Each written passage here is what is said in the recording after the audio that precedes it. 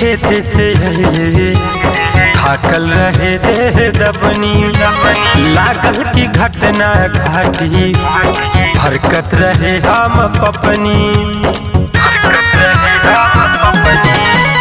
सैया जी खेत से अइले थाकल रहे देह दबनी, लागल की घटना घाटी हरकत रहे हमर पपनी।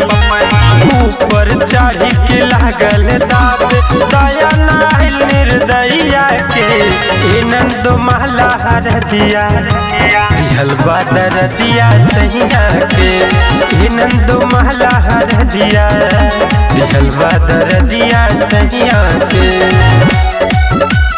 हलवा दर दिया। म्यूजिक बाय सुगम राजा।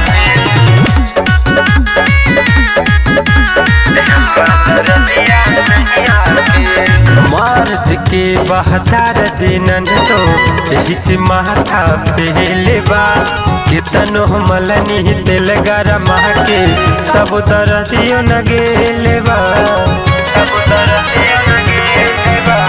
मर्द के बहतार दिनन तो यही से माथा पहले बा, कितनो मलनी दिल गरम के तब दर्दियो न गेले बा।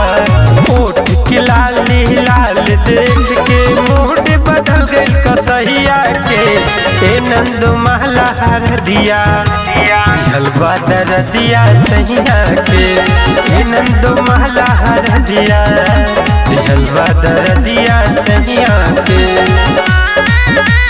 हलवा दर दिया सैया के, सैया के, हलवा दर दिया सैया के। बिना गलती के मरले बसैया खिंच के रहते बेलना से, पानी तबाह सुनाए ननदो ऐसन महारत खिलना से, ऐसन महारत खिलना से।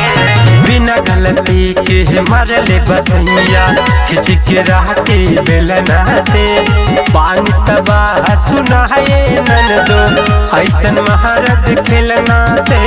डॉक्टर मिथिलेश रतन के करनी का कही तोरा भैया से, ए नंदो महला हर दिया हलवा दर दिया सैया के, ए नंदो महला हर दिया हलवा दर दिया सैया के।